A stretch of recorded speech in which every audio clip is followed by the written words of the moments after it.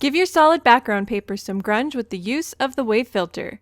Hi, this is Jennifer Jers from Digital Scrapper, the very best place on the web to find complete and professional instruction for digital scrapbooking. We help you get your stories told. This video is being filmed in Photoshop Elements, but the instructions are exactly the same for Adobe Photoshop except where noted. Begin in expert mode by creating a new document that is 12 inches by 12 inches at 300 pixels per inch with a white background, as I've done here. The first thing we need to do is create a rectangle. So in the Layers panel, click on the Create a New Layer icon. Then get the Rectangular Marquee tool, and in the Tool Options, click on the New Selection icon, set the feather to 0, and set the aspect to fixed size. Enter a width of 7 inches and a height of 5 inches. Photoshop users will set the style to fixed size. Then on the document, click and drag to create the selection. Place it so that the selection is towards the top of the document and leave a little room around each side. But the placement doesn't have to be exact. This isn't something that requires perfection. So then click on the foreground color chip to open the color picker and choose a medium gray color. Once you've done that, you can click OK to close the color picker. Now, press Alt Backspace in Windows or Option Delete on a Mac to fill the selection with the foreground color. Then press Ctrl D in Windows or Command D on a Mac to deselect. Next, we can run the wave filter. So in the menu bar, choose Filter, Distort, Wave. In the dialog box, set the following. Set the number of generators to 999 and set the type to square. Then set the wavelength minimum to 16 and the wavelength maximum to 169. Then set the amplitude minimum to 1 and the amplitude maximum to 29. Make sure both horizontal and vertical scale are 100%, and for the undefined areas, check Wraparound, and then you can click OK.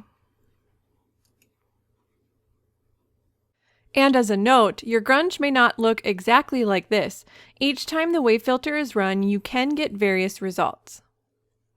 And now it's time to save this grunge overlay for future use. Saving it allows us to reuse this grunge overlay on any solid paper anytime we want. So in the Layers panel, click and drag the white background layer to the trash, and then save the document as a PNG file with a unique name. I'm going to name mine Wave Filter Grunge Overlay.png. Here are a few tips for using this grunge overlay on a solid background paper. Recolor the grunge layer to coordinate with your project. Choose a color for the foreground color chip, then press Shift-Alt-Backspace in Windows or Shift-Option-Delete on a Mac to fill the overlay with the foreground color. For a softer look when placing the overlay over another background paper, decrease the opacity of the grunge layer, or you can try changing the blend mode. Both are effective. For different types of grunge, play with the size of the rectangle. In the original tutorial, we used a size of 7 by 5 inches. If you increase the size of the rectangle to 10 by 10, making sure to keep some white space around the edges of the 10 by 10 rectangle, you get a grunge overlay that is much heavier compared to the smaller 7 by 5 rectangle. If you use a rectangle that spans the width of the document, so in this case that's 12 inches, the style of the grunge changes from crosshatched to vertical lines.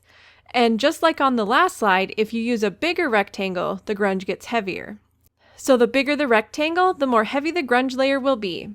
Have fun playing with the different kinds of grunge you can make with this technique and save each and every version for future use.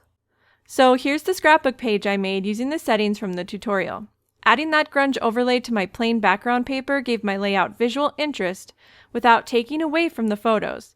And recoloring the grunge to white really helped reinforce the wintry snow in this layout. If you'd like to learn more about Photoshop Elements or Adobe Photoshop, or if you'd like to fill in the gaps of your learning, check out Quick Learn by Linda Satgast. You'll find a link to this class as well as a coupon code in the manual that accompanies this video. So that's how you create a grunge overlay using the wave filter. I'm Jennifer Jers with Digital Scrapper.